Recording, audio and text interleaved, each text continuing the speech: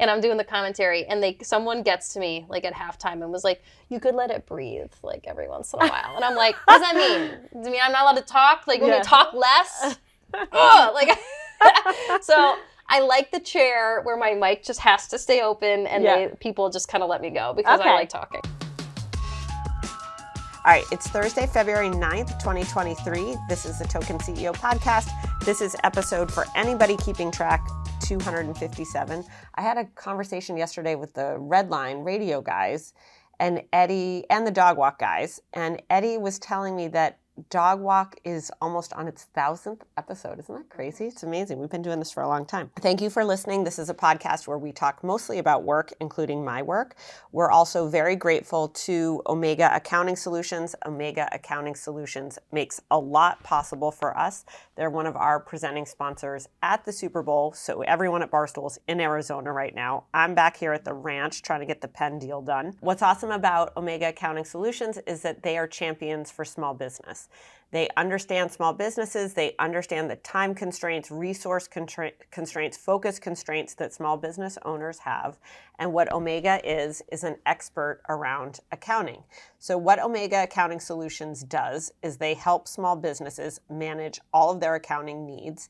And if you employed people during COVID, you could be eligible for something called the ERC, which is the Employee Retention Credit. What that means is that if you use someone like Omega Accounting Solutions, you could get up to $26,000 back per employee that you employed during COVID. Pretty awesome. What's also great about Omega is that they have entire teams dedicated to maximizing tax credits. CPAs even turn to Omega for ERC guidance. If you call 800-300-9ERC, that's 800-300-9ERC, 800-300-9ERC, or visit omegataxcredits.com/barstoolsports. You can find out more now. Okay, we have Jamie Erdahl with us. I loved Jamie Erdahl. I think she's so great. I love her whole energy and her vibe. She showed up. She was sitting in the lobby by herself. I was like, I like this woman already. She is, would you call her a TV star? She's an anchor. She's a host. She's a sports nut. And she's one of the hosts of Good Morning Football. And prior to that, she worked at CBS. And prior to that, she knew the Barstool guys in Boston when I think she was working for NBC Boston. I'm not sure. Way back in the day. So much so I was telling Gaz that I had interviewed Jamie, and Gaz was like, Jamie Erdahl? You mean my friend Jamie Erdahl? And I was like, Jamie Erdahl. She works for Good Morning Football. And he's like, oh, Jamie Erdahl is from the Wayback Machine. But what he said about her is that she was always so serious about her job, which I love that. So the Barstool guys are fucking around. Dave's running for mayor. Gaz is trying to throw parties on Facebook. And Jamie Erdahl is working on her career, which really has worked out for Jamie Erdahl. So she joins us. We talk about what it's like to work at the NFL Network. We talk about the big game this weekend.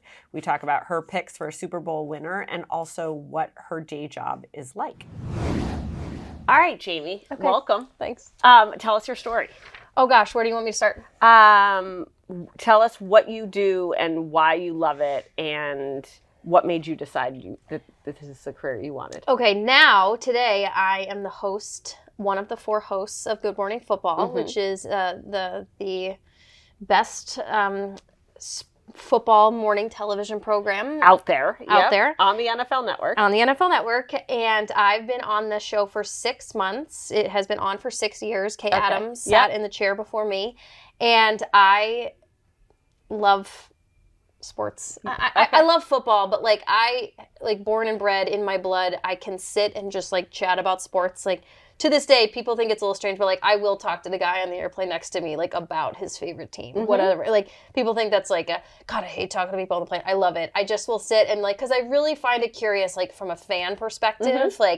I just like to hear what people care about, you know. And now that it's I've come onto this hosting role and I've taken on this, is sometimes I get crushed a little bit for having a take about a team and people, but you're not supposed to as a host? No, you can. That's the beauty of the show. It's so great. I'm allowed to do that, but now I just if I don't pick the Bengals fans are mad, but I really want to hear from Bengals fans. I'm but tell me why you love your team. I like that angle of it. So I just have always loved sports. I played sports. I like talking about it. And so the fact that I get to go to work every day for 3 hours and talk about football is pretty great. That's amazing. Yep. And are you were you a Falcons fan? What kind of fan are you? No, this is just a great sweatshirt. I really love a good crew neck sweatshirt. Nope, they just sent this to me. Thanks. Oh, great. I'm from Minnesota, born and raised. So you're a Vikings fan? Vikings fan. Yep. Yeah, Heartbreak Hotel. Yeah. Yeah, it's not good. Who's that overpaid quarterback? Kirk Cousins. Kirk Cousins. Yes, he's still there. He is still there. He is really well paid. And you know what? But he also, like, took the stance years ago when he was in Washington. He did it for himself. Like, he is, like, the poster child for, like, oh, I advocated for myself. I think I could do it. And thus he got paid. He doesn't win a lot in January, but, like, you got to get there. Whatever. That's a whole different. You can't fault him for advocating for himself. You cannot do it, which is kind of like the situation Lamar Jackson finds himself in right now. Yeah. Okay. All right. So what made you decide that this was a career you wanted to have? I can't imagine not talking about sports every day. Okay. And so my whole family is in medicine. Okay. It's like kind of the running joke that like the letters after my last name for a long time were CBS. Like that was just because I didn't have any. You're do you know Roan here? No. You don't know Roan? No. Oh, Roan's great. Roan's a Philly guy, big Eagles guy, but very funny. He's a battle rap star. And everyone in his family is like an astrophysicist. And then he's like a comedy guy. Preach. That's exactly. Okay. So I watch my parents, my mom, my dad, my sister, like get into that, and then I'm like, I see it, I feel it, I appreciate it. I can't do it. Yeah. Like I gotta get behind something. It's not in me. And what has always been in me is just like I said, sitting around and talking about sports, watching sports, can't turn it off. If something great is on, like I will want to care about the next day. Like I want to know that I watched that game. Yeah. Okay. Yeah. You want to be there and you love the storyline. I do. Okay. So set the stage for everyone here of like what's happening with the Super Bowl. Okay. So, oh gosh, again, where do I start? So the conference championships, I think one could argue that they were fantastic because truly it was the four best teams that were left to play each other. On the AFC side of things, the Bengals and like the Joe Burrow phenomenon that's happening is like really a sexy topic. But it was great because they really were arguably playing better than the Chiefs. So Patrick Mahomes, the quarterback for the Chiefs, had gotten hurt. I don't know how simple you want me to No, this is great. Okay, great. This is great. He had gotten hurt, and so the betting line kind of went back and forth, but like at one point the Chiefs, who were hosting the AFC playoff, which was another contentious thing, but that's like a whole other ball of yarn, they were underdogs, and the Chiefs really ran with that. People alleged that the Bengals were going to come in and win. The Chiefs believed that everybody was picking against them, whatever. Patrick Mahomes had an ankle injury. He somehow miraculously bounces back a week later, and it was an unbelievable game. Patrick Mahomes sets him up for a game-winning field goal, 23-20, which is the same score that it was last year than when they played each other, which was really, really cool. Epic. Okay, so the Chiefs come out of the AFC. The NFC side, the Eagles, all year long have been the best team. And the Super Bowl this year is the 2-1 seeds. The two best teams have made it to the Super Bowl. So, like, I think this Super Bowl in particular is fantastic because I think it truly is the two best teams playing their best football. It's going to be a great game of football. It's going to be a great game of football because we just heard that the 49ers quarterback got really badly injured in that game, the young quarterback, Brock Purdy. And so even if the 49ers had beaten the Eagles, they would not have had their guy next week. They wouldn't have been at their best. They wouldn't have been at their best. Less exciting we're going to get a great game. Okay, and it's two good Super Bowl markets. Yeah, yes.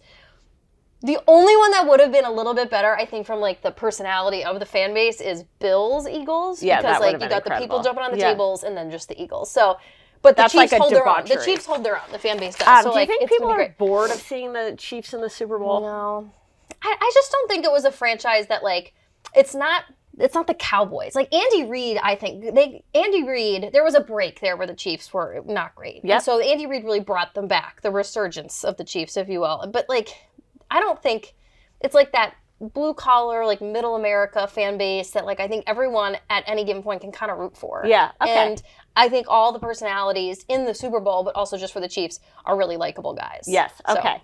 So, and Andy Reid used to coach for the Eagles. Yes. And so there's that whole dynamic. Yes, exactly. And Andy Reid, I think, top 3 likable personality in the NFL. Oh, really? Yes. Coaches or just in general? In general. He's just like this warm, fuzzy, great coach who's won everywhere he's gone. Like Peter Schrager on our show today just reminded us all of the story that when the Eagles let him go, there was like a cake for him in the break room. Like he had gone like 4-12 his last season, but they like they still made loved him a him cake, anyway. and like people were crying. I guess I was like on the show today. I was like, it's a great story. It's sad, but like beloved. Yeah. beloved okay. man. Beloved. Yeah.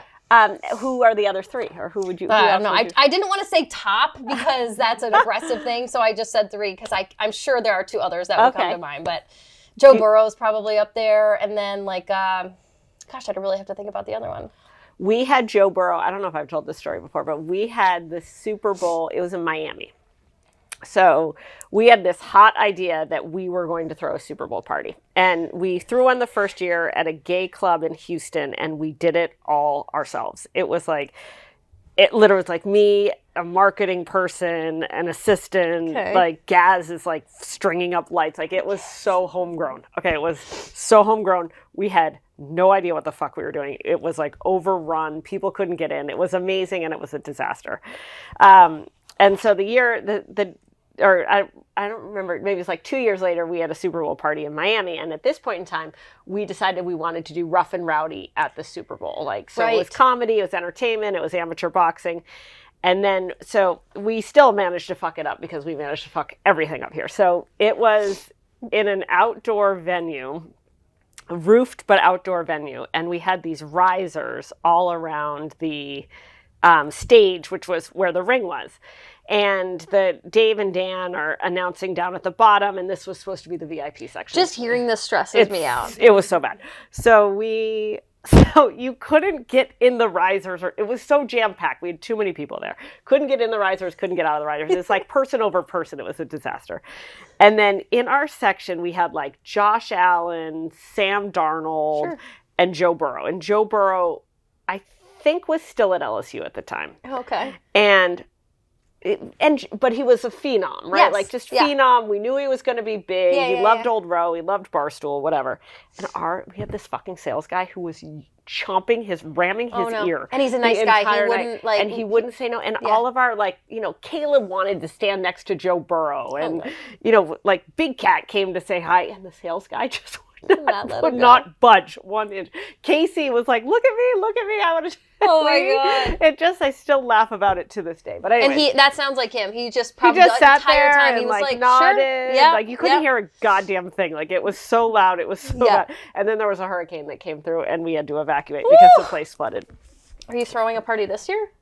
No, we're not. Okay. We're not. Out of the party game.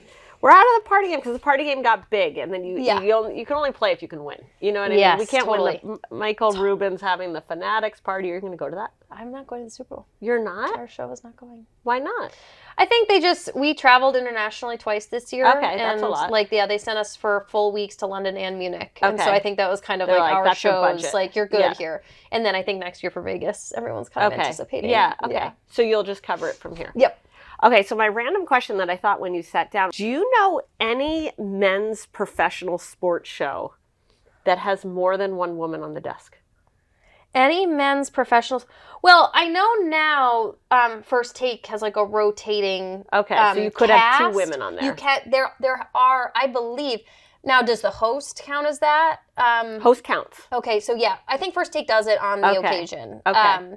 Because they've kind of gotten away from that model of just the 2 Bickersons at each other. I think, and I like how they do it. They rotate, like when the NBA, like Monica McNutt is like a name that goes on sometimes, and they rotate like NFL people through. So I think I'm pretty sure First Take does it.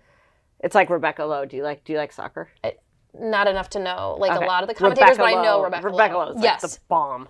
Yeah, I love Rebecca Lowe. It's funny. I just had this is the kind of thing that I would say now, and then we should plant the seed so it becomes a thing. I was at a Rangers game a couple weeks ago with one of my bosses, one of our executives who's a female, and I was like, one of the weeks in the off season, we should just have all women on the show. You have reporters everywhere. Yeah, there's so many women who have a lot to say. We pretend like it was going to be like, wow, look at the first time this ever happened. Yeah, easily we could fill 3 hours just sitting and shooting the shit. And why don't you do that? I'm going to need to now that I just said it. You should do that. You just manifested it. I'm going to. I love that. Yeah, thanks. All right, quick break. Let's talk about C4. C4 Energy is stepping up its commitment to support you on your fitness journey. God knows I need that.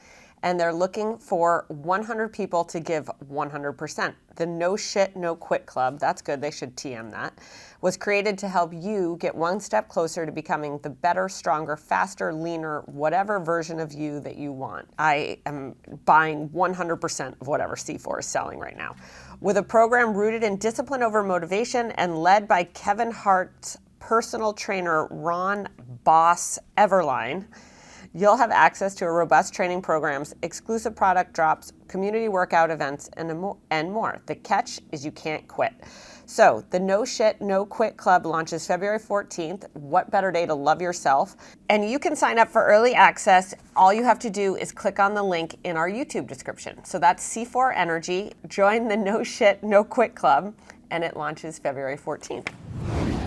Okay, so what's it like being on television? Do you like it? Do you like television? I like it. I think it's been 10 years since I've done something on television, and I have found my model of success is just like I have to be the same on and off because it's not sustainable for me to like become a different person. Yeah, that's hard. That's really hard.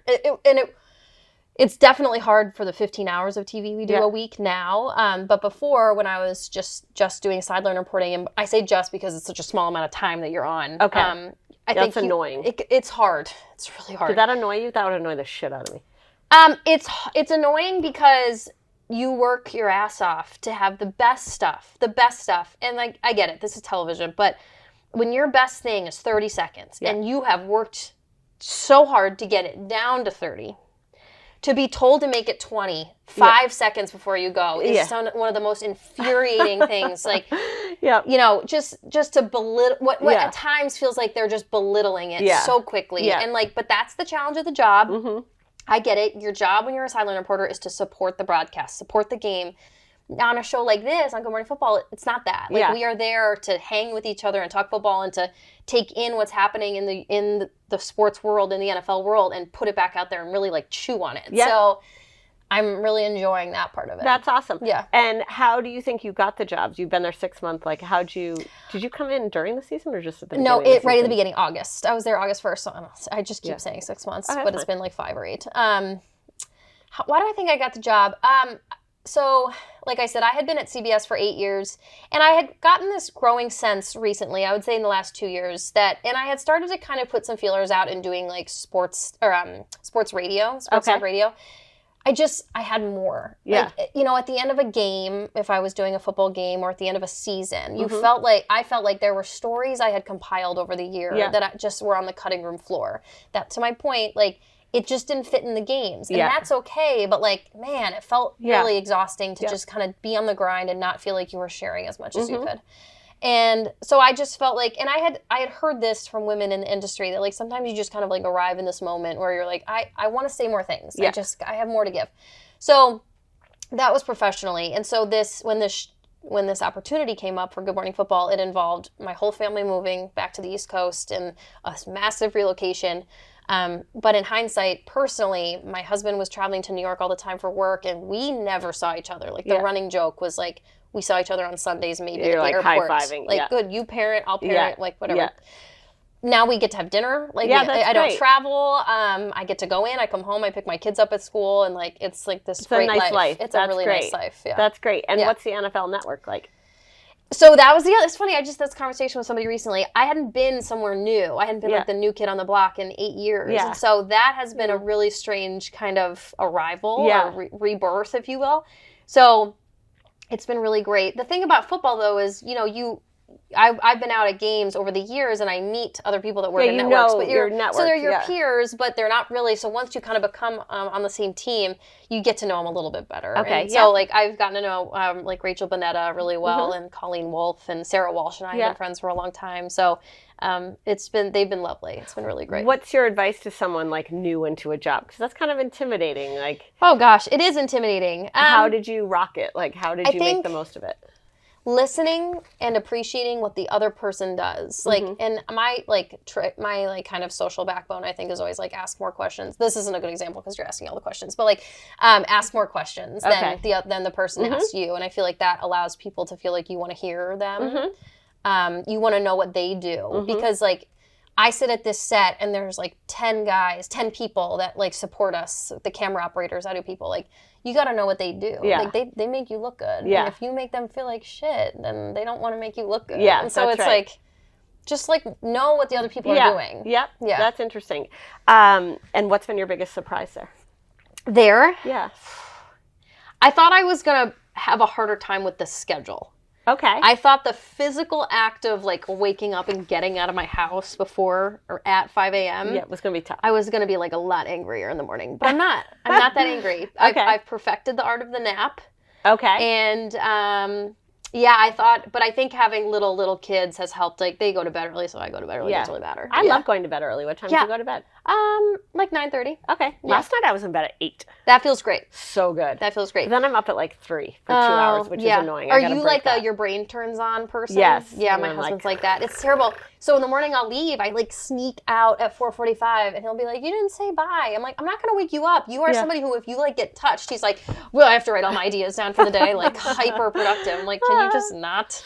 And how do you feel about sports betting? Like, how much do you guys talk about sports betting? You know, we have the show and the league has partnerships that I think that they work through. We incorporate those like segments and stuff on the show. Mm-hmm.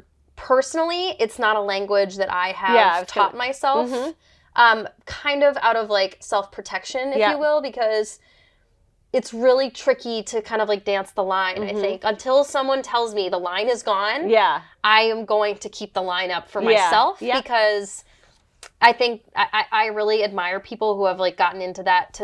And honestly, it's the language that really throws me off. Because like we'll talk, even the example I just had, like the Bengals were underdogs and then they were favorites. Even just in a question of a segment for our show, like they'll say, "Oh, the Chiefs are underdogs," and I'll write in our little document that we have, I'm like, "Are we talking betting here or are we not? Like, what's because what do we mean you by say that? Underdog, like it's really tricky." And the reality is, like, we still live in this universe, at least on the NFL Network side of things, that like, which side of the there's like, church and state. Are we in the Are we in the pond? Are we not in the pond? Are we swimming? Are we not? So.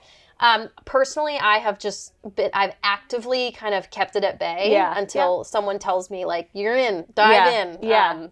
I think it's like good preservation. It is an intimidating language, though. I think totally. If you don't feel it, you can't speak it. And honestly, the justification, the simplest way some people have explained betting to me is like, "Oh, it makes the games like interesting to watch. It makes some people who don't know sports care." Like, I don't need much more reason you're like, to care. I care I love already. it. Like, I already, like, turn on a random Wednesday night college basketball game. I'm like, cool, who's playing? Yeah. I don't need to, like, bet the whatever, the line. Is that what you say? I don't know what it is, but, like, I don't need more reasons to care. I'm there. Yeah, like, I need to put $20 on it to, like, know that my heart's in it. And then do you struggle to come up with stuff in the off season? Like your season's I've never done it before. Oh, okay. So this is new.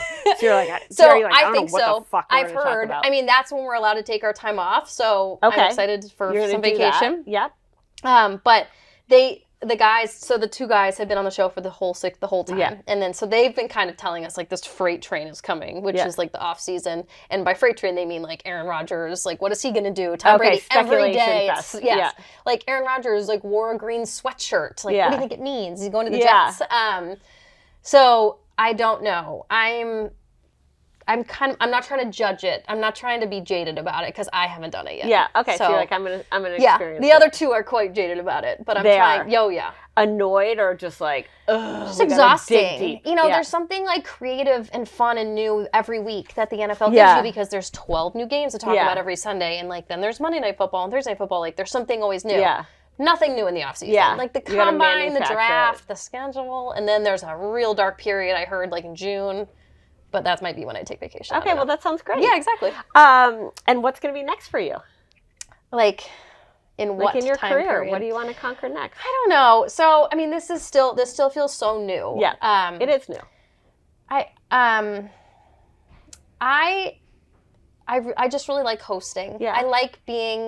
I played basketball in college, and I'm just kind of like a type A, like point guard through and through, and like I really like being in that chair. Yeah. I like being like when I would do games on the SEC and like the guys would rehearse, they'd be up in the booth and I'd be down in the field listening, but like I wouldn't really have like a say in it. Yeah. Like I would like chuckle or I'd want to add something, but like, God, this is really annoying. Like I wish my mic was just open all the time. then CBS had me one time doing like an analyst on a women's basketball game, and I like did a first half, and I'm doing the commentary, and someone gets to me like at halftime and was like, "You could let it breathe like every once in a while," and I'm like, "What does that mean? Does it mean I'm not allowed to talk? Like, when we talk less?" Like, so I like the chair where my mic just has to stay open, and people just kind of let me go because I like talking. That's great. I love the genie's that. out of the bottle now. I don't know if I can like put it back into the 20-second clips. Are you on TikTok? I am on TikTok. Okay. Wait, did you get fed this question? No, I'm recently generally asking you. Okay, so I've been watching, I like to call it the TikTok because I can't, I have to put the in front of it. It just, I'm 34, You're not there yet. I'm a mother. It's not a good look for me to be like, I'm on TikTok. It's whatever. I'm on TikTok, so I'm real into it. My For You page really freaks me out sometimes because I feel like it knows me better than I know myself. Highly disturbing. What do you get served? Right now it's a lot of Joe Burrow, thirst trap videos, which freaks me out. So swipe past those quickly. I'm like, don't, like my husband, I'm like, don't see this. Does Joe Burrow have a girlfriend? He does. I believe it's his girlfriend from not LSU, like from Ohio State. Like really? Yeah, his first college. That's kind of sweet. I think is Patrick Mahomes still with that girl? Yes, still married. Yeah, they have 2 kids now. Oh, they're married. Yeah. Oh, yeah. Yeah, they got married. Last time that's interesting. They had their first kid, and then they had a beautiful wedding. And then they had her second kid. But yeah, so my For You page. Oh, and then there's a lot of cooking and a lot of organization, none of which I do. I just like to watch it. Yep. Some parenting things that don't pertain to me again. And then like a lot of football. So, but this girl that worked on our social media team for the show, I told her I want to do like a weekly live during my hair and makeup time. Okay, yeah. So like 6 to 6:30 in the morning. And I was like, I think I'm going to do it on Instagram. And I didn't know this, but I did know it, but on Instagram, you can't stumble upon a live. You have to follow the person, whatever. On TikTok, it just gets fed to you. She's like, you should do it on your TikTok, but you got to work on your TikTok. So the last 5 days, I'm 5 whole days into it. Oh, that's awesome. I've been posting every day. And it's just, I did one, I walked in, I think I posted it. I was in the lobby finishing because I have to post it and I got to put my phone away. I'm like, just post it and not care. Yeah. It's intimidating. Great. It's so intimidating. Do you do it? I'm not great at it. We do a little bit of it. We do. I think we do it, but it's this podcast. It's a lot of okay. Clips, yeah. Mm-hmm. But do you put text on it? Yes, that text helps. You do captions, God. Because, so right now I'm on an every other day clip. My first one got like 70,000 views. My second one, 200. Yeah. My next one, 130,000. My next one, 400. It's very inconsistent. And it's not logical. That's how it grabs you, though, because you're like, I figured it out. No, I didn't. Oh, I got it now. No, I don't have it. All right, let's go back to talking about small businesses. So basically, everyone on this pod has called to see if they were eligible for a tax credit. They're joining the No Shit, No Quit Club. And now we're going to tell you about AMPLA. More than 80% of small to medium-sized businesses fail due to cash flow problems. Barstool Sports circa 2016. With AMPLA, you can access non-dilutive capital in less than 24 hours to smooth out your cash flow and focus on scaling your business. If you don't run a small business, you would be surprised how hard it is to manage cash flow. If we didn't have Penn National, we would use AMPLA. So AMPLA is a premier financial platform for consumer brands, providing growth capital, banking, and bill pay services to omni-channel businesses. With AMPLA, you can access non-dilutive growth capital to fund inventory. So basically, they give you money without taking share of your company. It can also give you access to capital to do advertising campaigns and float other vendor expenses in as little as 24 hours with a 5-minute application. That's pretty amazing. Like, imagine just getting some cash and you're like, boop, boop, boop, I'm gonna do a 5-minute application. That's amazing. The other great thing about AMPLA is they have transparent pricing. It's a non-predatory loan. With AMPLA, you'll never pay more than your stated APR, no underwriting, onboarding, or prepayment fees. Their automated underwriting proactively increases your credit limit as your business scales. Additionally, you can take advantage of free unlimited draw requests to provide your business capital when you need it most. AMPLA gets repaid as you generate sales. If your sales slow, so do repayments. That's pretty cool. There's no maturity or fixed repayment date. Repay using a percentage of your daily sales until their outstanding principal and interest is recouped. How cool is that? That's actually very intuitive for businesses. In addition to AMPLA'S growth line of credit, they offer banking and bill pay solutions with no minimum balance requirements and free ACH and wire transfers with 3.08 APY on deposits for up to 3 months. So let's get to it. Go to getampla.com. That's getampla.com to fill out your 5-minute application. You can apply for AMPLA'S growth line of credit at getampla.com and get 3.08 APY for up to 3 months on deposit to your complimentary AMPLA business banking checking account. AMPLA is a financial technology company and not a bank. The banking services are provided by AMPLA's partner banks who are member FDIC. Visa cards are issued by AMPLA's partner banks pursuant to a license from Visa USA Incorporated and may be used everywhere Visa is accepted. International transaction fees may still apply. So that's AMPLA. Go to getampla.com. All right, now back to Jamie. So who do you think is going to win? God, I haven't made a pick on the show yet, and I've been kind of steering clear. But I guess even if I say one, I could still change my mind. I think the Eagles are going to win. Are you rooting for them, or you just think they're going to win? I root for just like 3 overtimes and like just give me all the extra stuff. More, just like intense, just battle, ruthless. I want everything to be extra. Okay, extra. Yeah, extra. I love that. Yeah, but I think the Eagles are going to win. Just because also they throw a hell of a parade. Oh, they're the best. Yeah. And they're so badly behaved. There's like batteries and shit flowing everywhere. Right. Like, it's amazing. Yeah. Who do you think is going to win? I feel like the Chiefs are just very consistent. Like, and I'm real, a Patriots they're real pissed fan. off They're right just, now. and now they have like, they're motivated, you know? Yeah. How do you feel about the Patriots right now? And they suck right now. Yeah. What? I don't know. I'm sad. I love Bill They're Belichick they're so really... much. It's like very uncomfortable to see a very like bland Patriots team. Yeah, it's weird. And that's what it's like. You're mediocre, and I'm not okay with that. Yeah, it's just weird to watch. I like that Mac Jones though. I know people don't like him. Yeah, but... I had him a lot at Alabama. Did you? Yeah, his like one him. year that he was unbelievable. Yeah. He's a smart kid. I think Definitely. He's really, really bright. I think Belichick's a genius. They just got to get their mojo back. I don't know how they do it. Well, now Bill O'Brien, who's at Alabama, is now back with Mac Jones. So maybe that'll be it. That'll help. We'll see. Next season. They need don't they need like a star? Like they need like the Gronk, Randy Moss. We really need to get back to the Randy Moss. Yeah. I loved Randy Moss. Jason McCourty's on the show with me every day now. And so like we're kind of we hear like a lot from Devin or through Jason, like Devin. And I just think about Dev and like the Matthew Slater, like those guys, I'm like, those guys are still there. Yeah. They were always there, but you had a Gronk or a Brady or whoever. Yeah, they need just like a couple. So what else? So you guys are going, but you're not throwing a party at the Super Bowl. We're going. We have a bar there, so we're doing a bunch of stuff at the bar. We're doing, Dave and Dan are headed. We have like 80 people going to the Super Bowl. We have a lot of people going. Great. We're doing it's waste management. Yep. It's waste management, the golf tournament. Yeah. So we're doing a mini golf tournament, like a pro-am. Cool. Smart. Which will be amazing. So that'll be fun. We'll cover that just like you would cover real golf. And then we're doing, we have a trivia show. We have a big trivia brand called The Dozen. Yeah. And where our guys and girls compete against one another. So we're doing The Dozen. Great.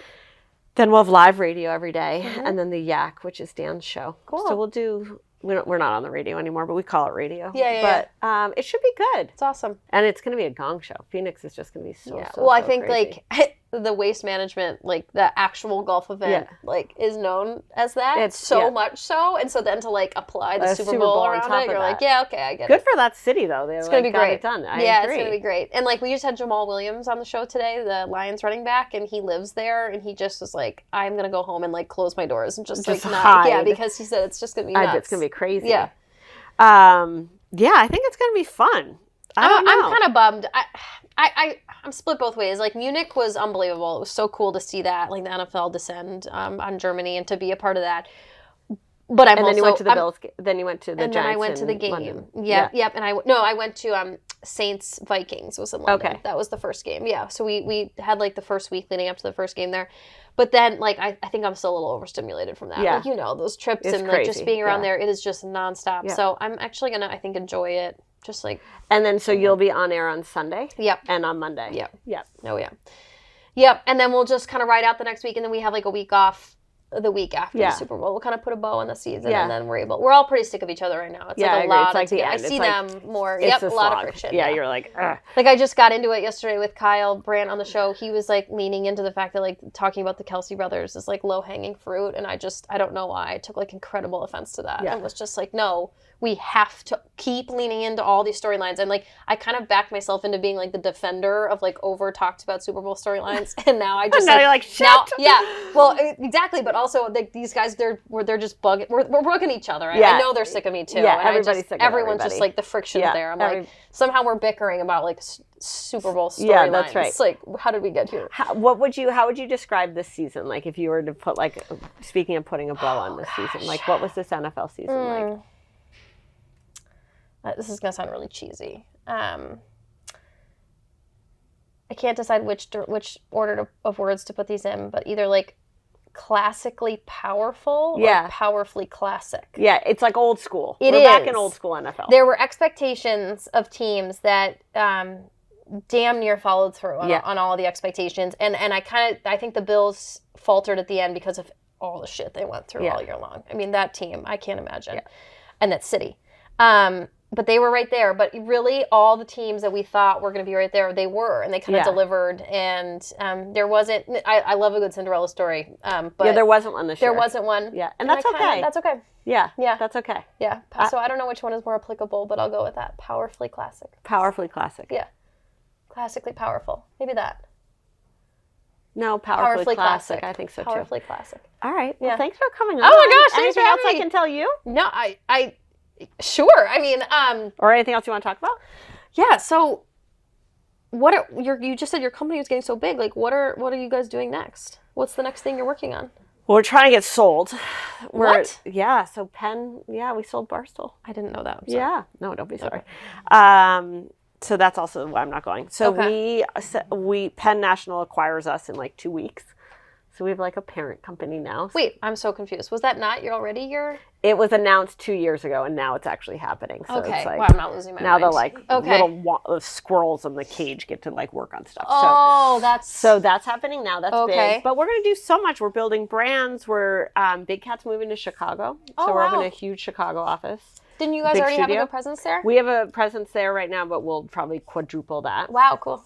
And we're just making a lot of products, making some new shows, making TikToks. Yeah. Trying to change our company. What? Like, you guys have that liquor brand. What's it called? Pink Whitney, yeah. What's your most successful, like, non-media brand? Oh, like Pink Whitney or High Noon is crazy. Is that yours? Or it's not ours, right. But we're, because Dave is obviously so tied into that. But something that, like... Pink Whitney's huge. Pink Whitney, okay. Yeah. Or, like... We have a huge college network. We have a big NIL program called Barstool Athletes. Yeah, we have a lot of stuff that we're like incubating. Yeah, incubating. Ooh, that's kind of playing with. That's a play. That's a good word. Incubating is a good word. Yeah. Yeah. So we'll see what happens with it. I think you guys have a great little show. You do have the best show in football. Well, thanks. You definitely do. I just kind of led with that with my little spear horn, but it is a different energy. I think it takes oddly more playful. Yeah.